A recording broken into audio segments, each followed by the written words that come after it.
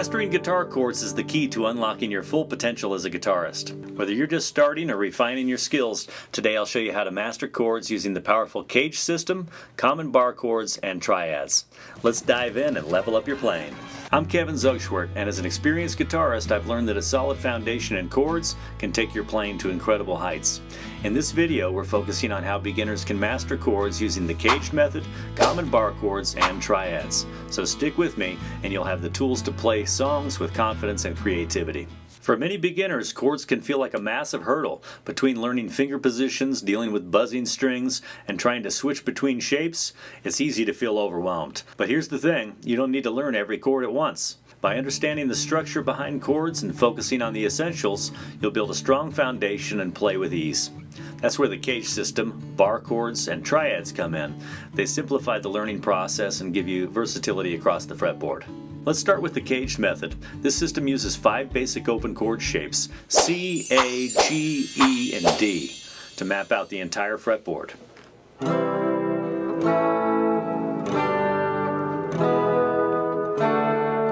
By learning how these shapes connect, you'll understand how to play major and minor chords in any position.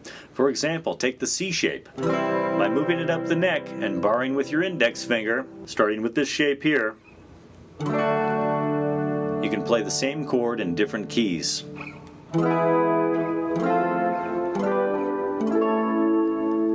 If you'd like to simplify this idea even more, get out your capo.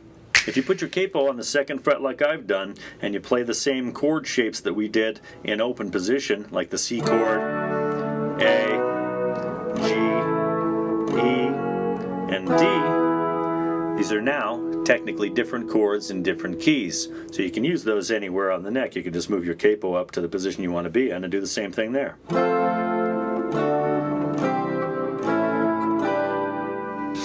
Next, let's talk about bar chords. They're a little tricky at first, but they're essential for playing songs across all genres.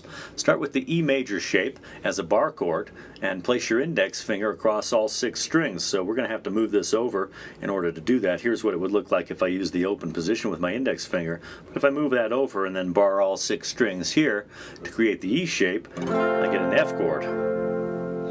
Practice moving this shape up and down the fretboard to play different major chords. Here, for example, all you have to do is determine what note is on the 6th string at the 3rd fret.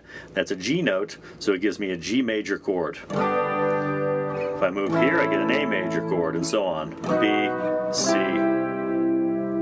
The same goes for the minor shape chords. You want to compare it to the E minor chord, which generally would be played like this, and then you'll have to use these fingers as you slide over with the bar. That would give me an F minor in that case, G minor, A minor, and so on. Finally, triads are a fantastic way to add variety to your playing. These 3-note chords are perfect for rhythm guitar or adding a melodic touch. I'll show you the major and minor triads on the top 3 strings and how to integrate them into your progressions. They're especially useful for creating dynamic arrangements and complementing other instruments. A major triad on the top 3 strings would be played like this. That's C, E, and G.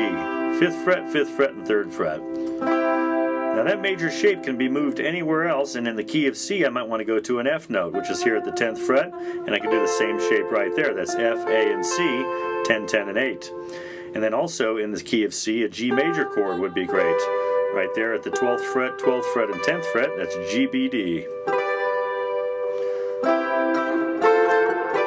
So right there you could do a 1, 4, 5 progression like that. Now the minor shapes, if I go to the D note here on the 3rd string, I'll get a D minor shape by getting the F there on the 6th fret and the A there on the 5th fret.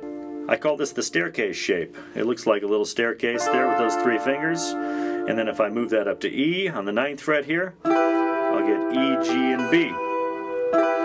And I recommend thinking about those letters if you can while you're trying to figure these chords out. D, F, A, E, G, B, and then the A minor would be next here at the 14th fret, 13th fret for the C, and 12th fret for the E. It's A, C, and E.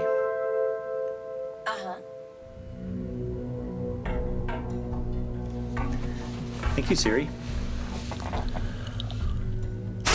So with those major and minor chords, you can play all chords in the key of C on the top 3 strings that way, except for the B diminished, which I'll add at the end here. But starting with C chord, D minor, E minor, F major, G major, A minor. Here's the B diminished. It's going to be 16, 15, and 13. That's B, D, and F.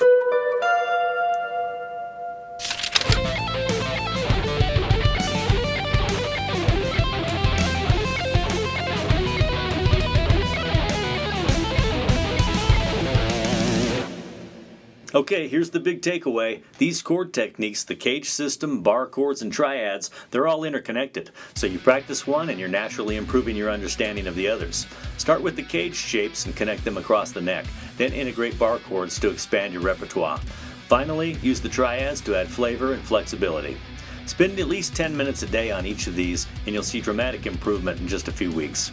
By mastering the cage system, common bar chords, and triads, you'll build a solid foundation for your guitar journey. These methods will give you confidence and creativity no matter what style of music you're into. If this video helped you and you'd like to get my help personally, check out my coaching program or grab one of my courses in the description below. Keep going though and watch one of these videos next.